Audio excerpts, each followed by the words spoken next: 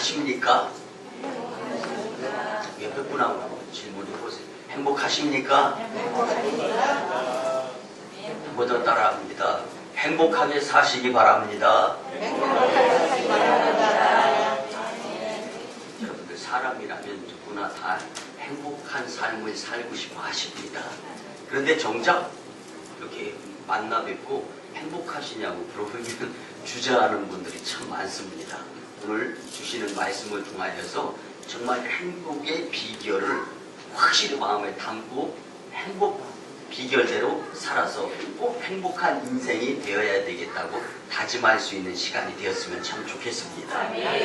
여러분들 2014년도에 시사 잡지사에서 한국인의 행복지수를 조사해 본 이 연구조사 결과가 나왔는데요. 100점 만점에 한국인들은 64점, 64%의 행복함을 느낀다라고 이야기를 했습니다. 남녀간의 차이는 거의 없어요. 그런데 연령별 차이가 뚜렷하게 나타났는데 10대가 71점으로 행복지수가 제일 높게 나왔습니다. 그리고 20대는 62점, 30대는 63점, 40대가 65점, 50대가 66점, 그리고 60대가 69점이 나왔습니다. 여러분들 10대의 행복지수가 높은 것은요, 아직 세상에 대해서 실패 경험이 없고 부푼 꿈을 가지고 그 꿈을 이루기 위한 정말 이 소망의 마음만 있기 때문에 행복지수가 많이 나오게 되었고요. 20대의 행복지수가 낮은 이유는 10대의 부푼 꿈을 가지고 야망 가운데 세상으로 향해 보니까 세상이 만만치 않거든요. 그래서 실패를 경험해보고 이제 큰 코 다친 후에 만만치 않은 세상 어떻게 이 현실을 잘 풀어나가야 될까라는 생각들을 갖게 되었기 때문에 20대의 행복지수가 낮게 나온 것입니다.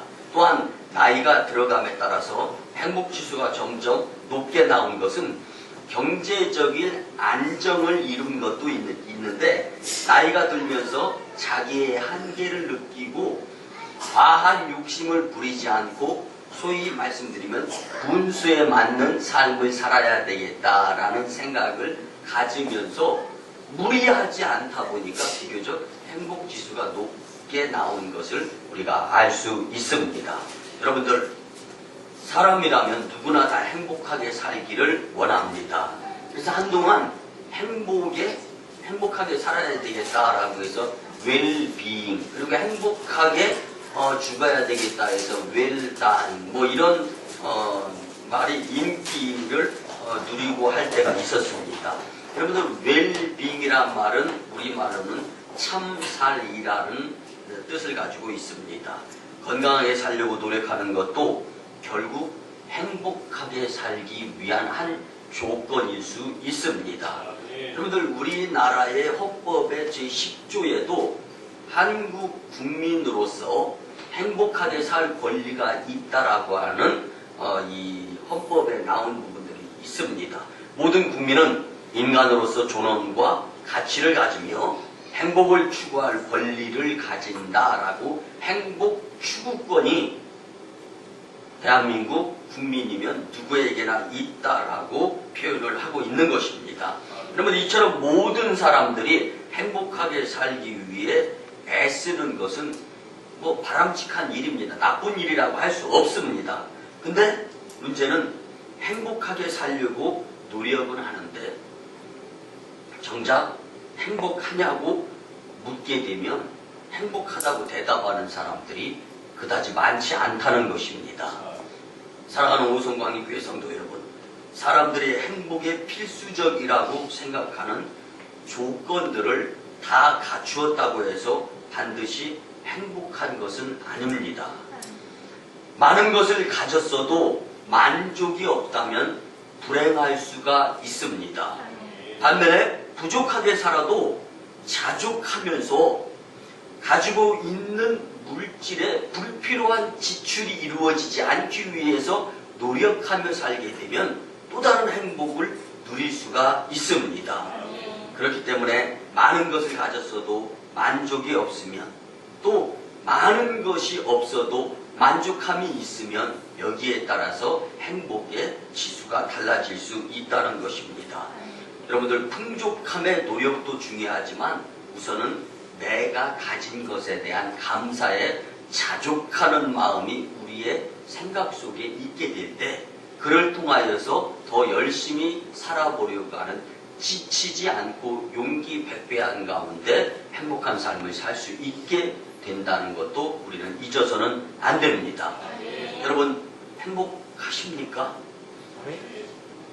누가 나에게 질문하는 것보다 하나님께서 우리에게 행복하냐고 물으신다면 우리는 주님께 무엇이라고 대답할 수 있겠는가 한번 생각해 보면서 오늘 말씀을 통하여서 행복의 방법을 찾아서 이제는 그 행복의 방법대로 살아가면서 행복해야 되겠다라고 하는 다짐, 결심의 시간이 되었으면 참 좋겠습니다. 아멘. 첫째는요, 하나님을 섬기며 살아야 행복합니다. 아멘.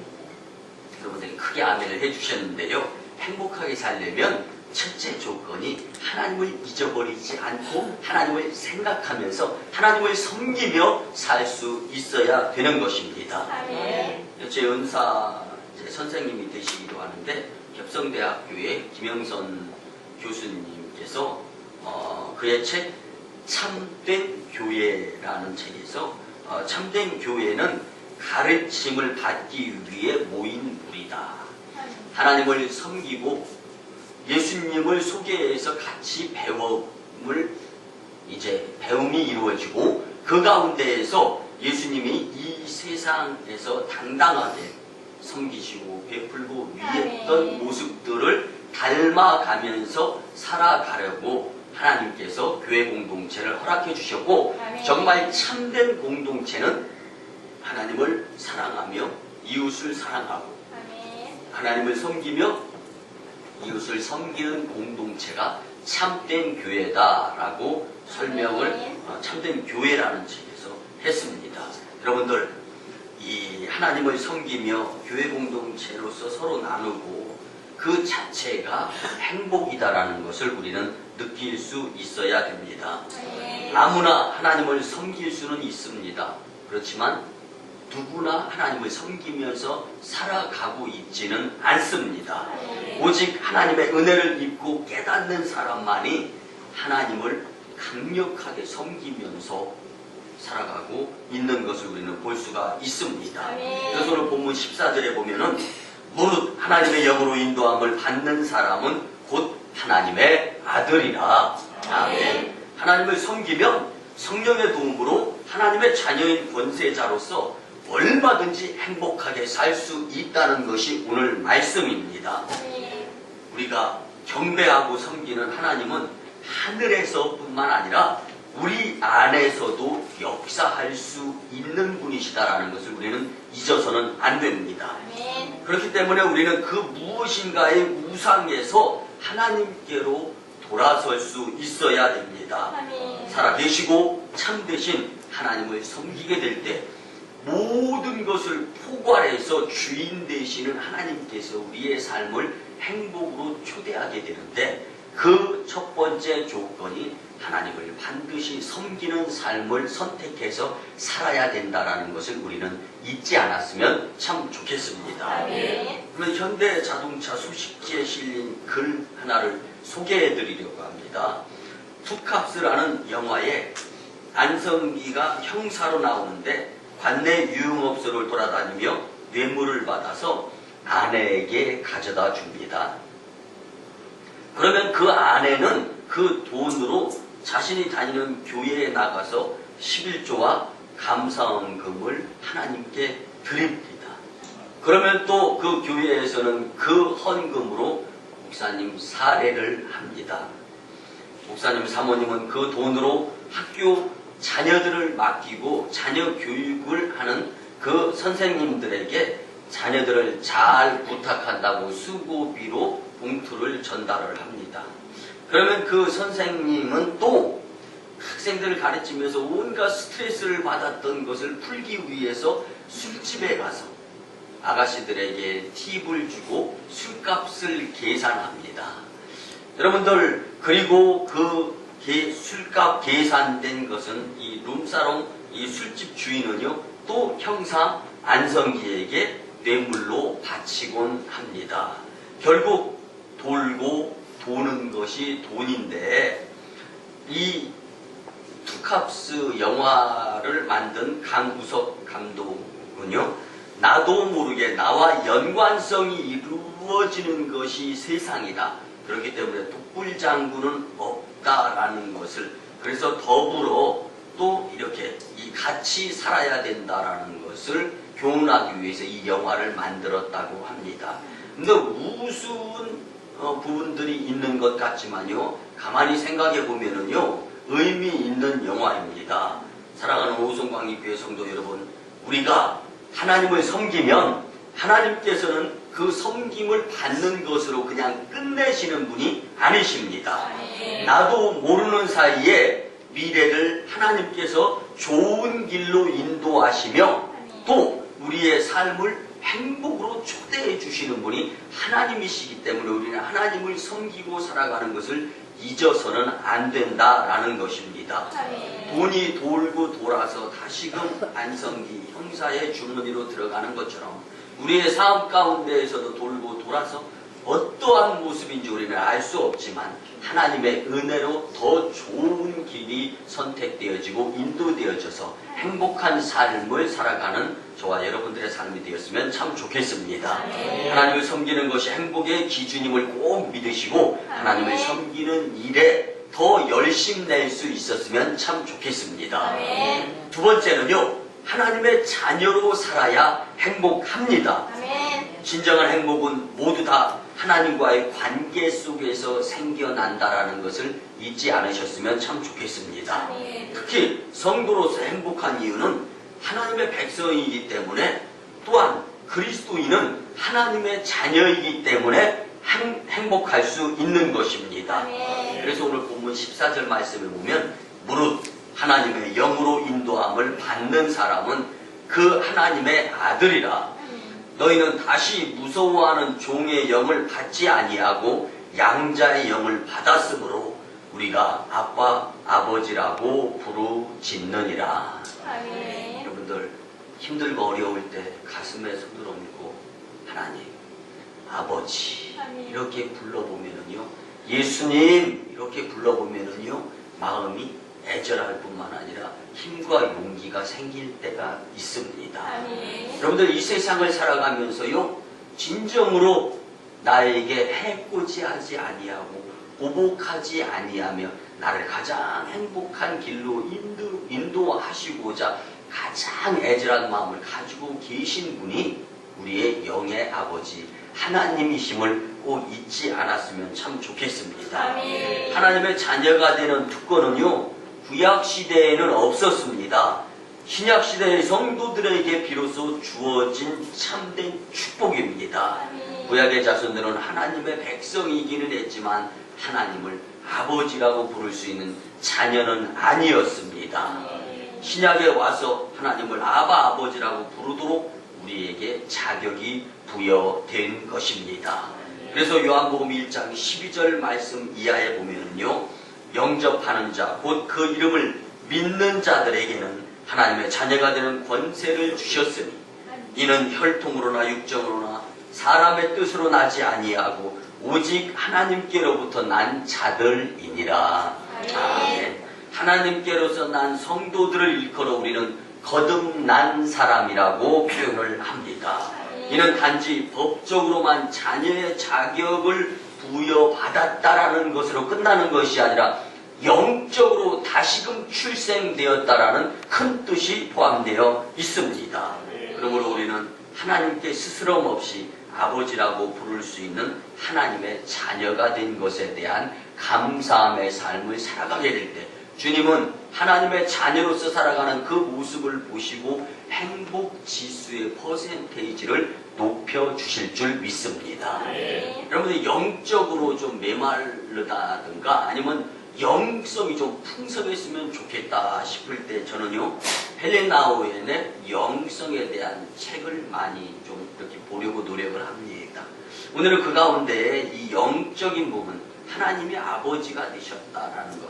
우리는 하나님을 아버지라고 부를 수 있게 되었다라는 것에 대해서 좀 깊이 느끼고자 하는 마음에서 헬린 나우엔 영성가의 아담이라는 책을 간단하게 소개해 보려고 합니다. 여러분들 헬린 나우엔은요, 부귀, 영화, 명예, 그리고 하나님께서 은혜를 주셔서 글을 쓰기만 하면 사람들의 마음에 감동을 일으켜서 베스트셀러가 되고 나는 책들을 많이 쓸 수 있었던 그러한 학자였습니다. 그럼에도 불구하고 그에게는 부귀, 영화, 명예, 그리고 많은 물질을 경험할 수 있는 기회가 있었는데요. 그는 예일대학교 그리고 하버드대학교의 교수이면서 세상의 모든 부귀 영화를 내려놓고 캐나다의 라리슈 장애인 공동체에 찾아가서 잠시 동안 봉사활동을 좀 해야 되겠다라는 생각을 갖습니다. 사실은요, 갈팡질팡, 그리고 선택의 기로에 있어서 예일대학교, 하버드대학교에서 교수활동을 해야 될 것인가, 아니면 봉사활동을 장애인 공동체에 가서 해야 될 것인가, 선택의 기로에 있어서 기도하는 가운데 잠깐 캐나다의 라리슈라는 장애인 공동체에 찾아가서 지체 장애자들을 도우려고 하는 마음을 가지고 그곳을 방문했을 때 자기 의지대로 살 수 없고 오로지 생각만 있고 나머지 몸도 꼼짝달싹 못하고 밥도 내 손으로 못 먹고 움직이기도 걷지도 못하는, 그리고 목욕도 제 마음대로 할 수 없는 전적인 지체 부자유 장애자 아담을 만나게 됩니다. 그런데 헬린 나우엔은 아담을 통해서 세상을 또 다른 눈으로 보게 되는, 그리고 이 아담의 마음에서 당신 자신이 하나님을 그렇게 표현하려고 했는데 표현하지도 못하고 자신이 믿음이 흔들렸던 것을 오히려 아무것도 하지 않고 있으면서도 생각 그 하나만으로도 믿음이 흔들리지 않는 그 아담의 모습을 보면서 예수님의 모습을 보게 됩니다. 여러분들 헬린 나우엔은 이 아담을 통해 예수님을 보았고 오히려 그에게서 자신의 흔들리는 믿음을 느꼈을 뿐만 아니라 그와 함께하는 시간을 통해서 자신이 치유됨을 경험하였습니다. 여러분 이 상황을 놓고 보면은요, 오히려 헬린 나우엔이 아담의 음식을 떠서 입에 먹여 넣어주고 목욕시켜주고 옷 갈아입혀주고 아담은 아무것도 하는 것이 없습니다. 그런데 아담의 그 마음속에 자리 잡은 흔들림 없는 하나님의 자녀로서의 살아가는 모습을 보면서 오히려 헬린 나우엔이 감동을 먹게 된 것입니다. 여러분들 믿음이라는 것은 이런 것입니다. 여러분들 믿음은 많이 있고 없고가 문제가 아닙니다. 믿음은 믿고 안 믿고 문제 우선 중요합니다. 그렇지만 더 중요한 것은 내 속에서 예수님이 자연히 믿어져야 하는 것입니다. 성도가 행복한 이유는 하나님 아버지의 사랑을 받은 자녀이기 때문에 그렇습니다. 그런데 헬린 나우엔은요, 아담의 마음을 읽었을 때 하나님이 기뻐하시는 아담이라는 것을 느꼈던 것입니다. 여러분들 오늘 이 말씀을 통하여서 하나님의 자녀라는 것을 여러분들의 모습을 통하여 여러분들의 주변 사람들이 느낄 수 있는 삶을 살았으면 참 좋겠습니다.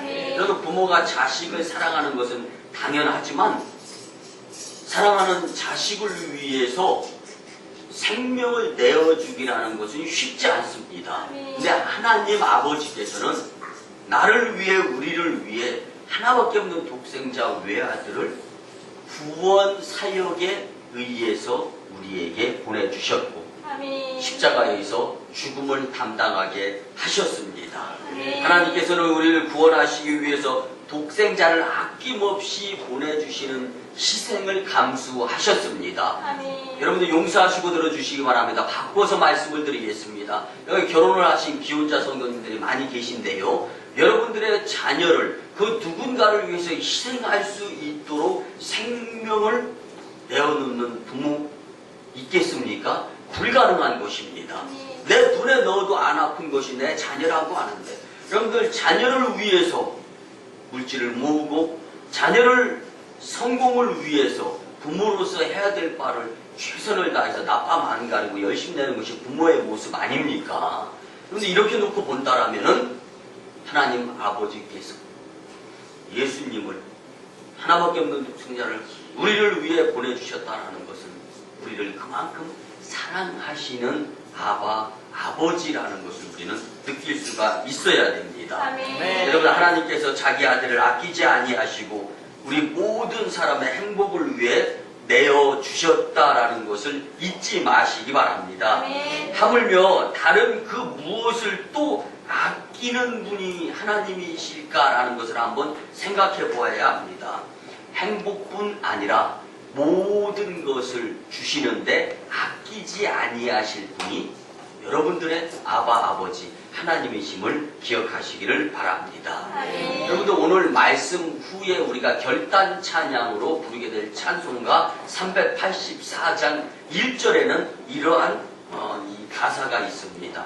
나의 갈 길 다 가도록 예수 인도하시니 내 주 안에 있는 긍휼 어찌 의심하리요. 믿음으로 사는 자는 하늘 위로 받겠네.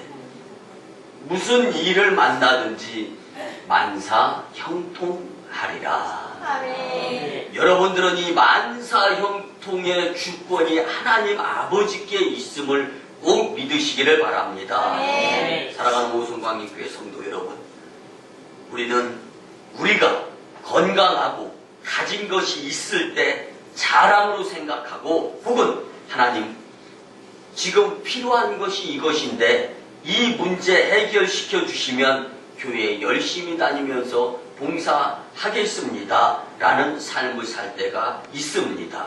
하지만 하나님은 아담과 같이 장애인이어서 꼼짝달싹 아무것도 할 수 없이 연약한 의존적인 그 자체만으로도 하나님께 진심으로 아버지 그렇게 부르는 자들의 그 음성을 지금 학수고대하시면서 듣고 싶어 하시는 분이 하나님이시라는 것을 잊지 말았으면 참 좋겠습니다. 네. 여러분들, 자녀가 집 나갔는데 이제나 들어오나 저제나 들어오나 학수고대하는 부모님 온갖 아무것도 안 먹어도 배고픈 건 몰라가면서 귀는 쫑긋 대문 밖에 향하여 있다가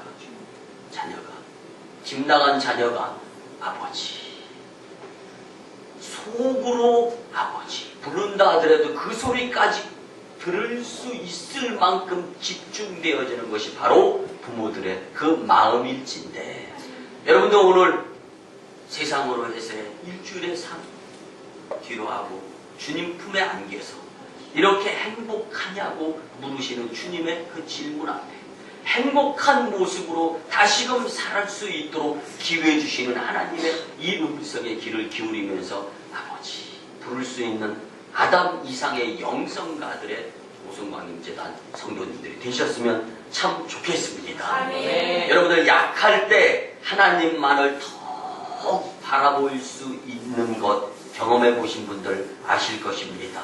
오늘 우리 하나님의 자녀로서 그 자체로 흔들림 없는 행복한 마음으로 살았으면 참 좋겠습니다.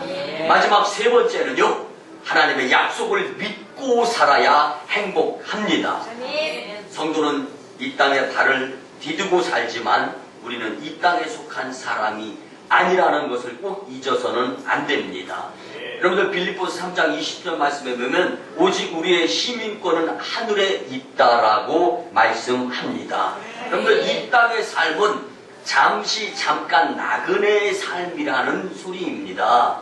여러분들 내 집에는요 익숙하게 정말 그때그때마다 필요한 물건들이 많이 있습니다. 그렇기 때문에 불편함 없이 살 수가 있는데요, 잠깐 집을 떠나서 그 어느 곳에서 여행을 한다든가 귀가하게 되면은요, 집에 익숙한 이 물품들이 없기 때문에 불편할 때가 이만저만이 아닙니다. 그렇지만 여러분들, 나는 지금 여행하는 중이고 이곳에서는 좀 물건이 부족해서 불편하고 돈이 좀 부족해서 없다 하더라도 내가 돌아갈 내 집에는 이런 것들이 다 있기 때문에 나는 괜찮다라는 너그러운 마음으로 살 수 있는 것이 바로 불편하지만 나그네의 마인드, 생각인 것입니다. 여러분, 이렇게 놓고 볼 때 우리의 영원한 집은 예수님께서 여러분들의 행위대로에 의해서 만들어가고 계시는 하늘나라에 있는 줄 믿습니다. 이것을 기억하면서 살아가게 된다면 지금 남보다 조금 없어도, 그래서 좀 불편하더라도, 그리고 남보다 좀 미안하게 생겼다든가 좀 평수가 좀 넓어도 마음을 넓게 써가면서 이해하면서 살아가게 된다면 이 자체가 바로 행복한 삶이 될 수 있는 것입니다. 여러분들, 하나님께서 인도해 주셔서 저는 14년 전에 서울에서 이곳 깡촌이었던 우송지역으로 내려올 수 있게 되었습니다. 그런데요, 정말 소도 비빌 언덕이 있어야 된다고 하는데 그냥 뭐 교회 건물도 없고 사택도 없고 뭐 양은 냄비 하나, 브루스타 하나 가지고 내려와서 그 양계장 뒤에서 좀 이렇게 빌려서 쓰는 거예요. 근데 그곳에서 기도를 드리다가 또 밖에 나가서 바람 쏘이고 전도하고 그게 온종일의 일생이었는데요. 여러분들 2000년도에요. 이 지역에 비닐하우스가 무너지고 눈이 엄청나게 2000년도 마지막 12월 달과 2001년도 봄 되기 전까지 엄청나게 눈이 많이 내렸습니다. 그때 교회 밖에 가서 세상을 향해서 또 조그마한 그 산 자락이 있었는데 나지막한 그곳에 가서 그 산 눈을 쳐다보고 있는데 갑자기 하나님께서 은혜로 겨울 나무를 바라보게 하셨습니다. 그런데 이 겨울 나무는요, 이파리가 무성한 화엽수임에도 불구하고 잎이 없고 앙상한 가지로만 보여질 수 있었습니다. 여러분들, 겨울이 되면 잎이 다 떨어지고 앙상한 가지만 겨우 남으며 추운 겨울을 그렇게 버티는 것이 바로 겨울 나무입니다. 하나님이 그 나무를 통해서 저의 모습을 보여주셨습니다. 그 고통의 단계를 거치지 않으면 부활에 이를 수 없다는 것을 그 겨울 나무를 통하여 눈이 시리게 쳐다보면서 저에게 하나님께서는 깨달음을 허락해 주셨습니다.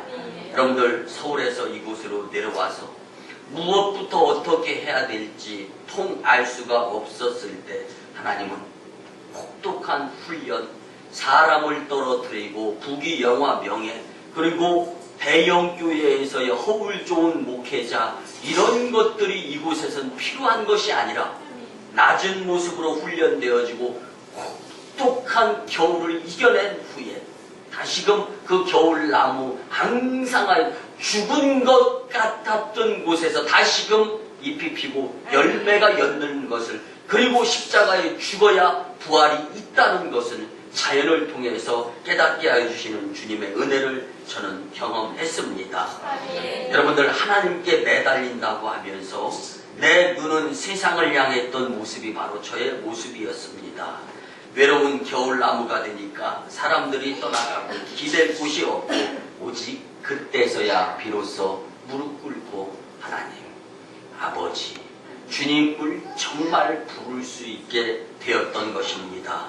이렇게 세상과 사람을 바라보는 연약한 저의 결점을 보완하기 위해서 저를 헐벗고 벗기시고 십자가에 매다시는 하나님, 그 하나님의 깊은 단계를 경험하게 되었을 때 저는 이 재단, 이 오송광림교회가 저에게는 야곱의 약복강가가 될 수 있었습니다. 아멘. 여러분들, 그리스도인은 변화되어져야 됩니다. 아멘. 오늘 말씀을 통하여 내가 왜 불행한 삶이라는 생각을 갖고 살았는가라는 것을 이제는 뒤바꾸기가 변화된 삶을 살 수 있는 기회가 주어졌는데, 하나님의 약속, 하나님을 아버지라고 부를 수 있고 또 주님을 섬길 수 있는 기회를 주신 것에 대해서 감사하는 생각을 가지고 교만한 마음 십자가 밑에 내려놓고, 그래서 우리 찬양, 교만한 마음을 내려놓고 예수께로 나아갑니다.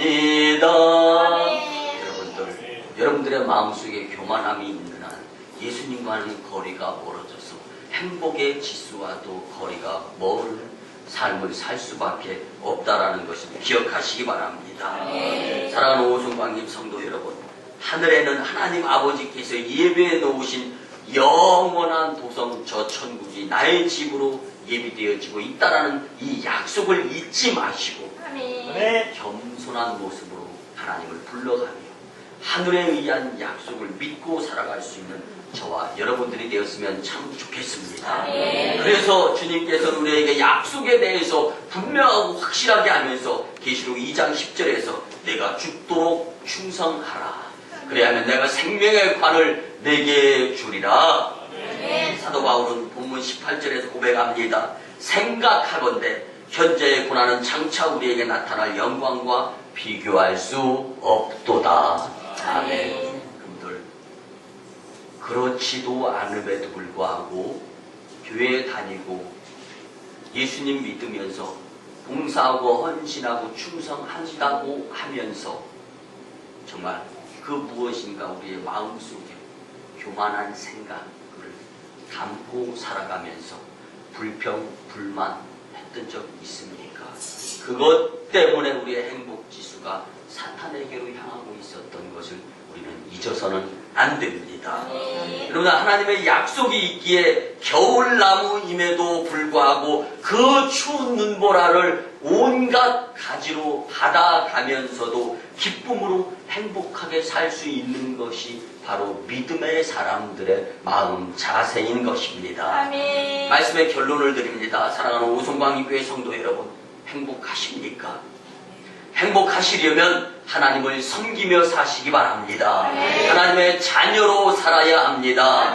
그 가운데 희로애락이 있다 할지라도, 힘들고 어렵다 할지라도, 겨울나무의 고통 속에서라 할지라도 장래의 영광에 참여할 약속을 믿고 살아가게 되면 행복할 수 있습니다. 오늘 우리 교만 내려놓고 겸손한 모습으로 말씀에 의지하여 충분히 행복감을 느껴가며 주님께 영광 돌리는 삶의 주인공들이 다 되시기를 주님의 이름으로 간절히 축원합니다. 기도드립니다. 고마우신 주님의 은혜의 아버지 하나님, 행복의 주체가 되어주시는 주님이 오늘 말씀하여 주시고 행복할 수 있는 방법을 허락하여 주심에 감사드립니다. 하나님께서는 주님의 자녀들이 행복하게 살도록 방법을 주셨는데 말씀대로 하나님을 섬기며 하나님의 자녀로서 약속을 믿으며 살아서 행복감에 감사의 삶을 살게 축복하여 주시옵소서.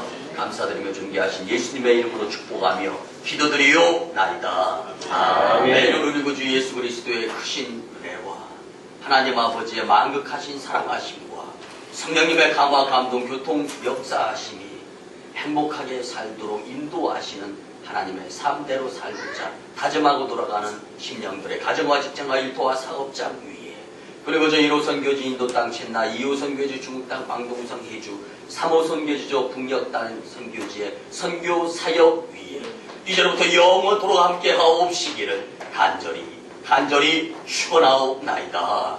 아멘.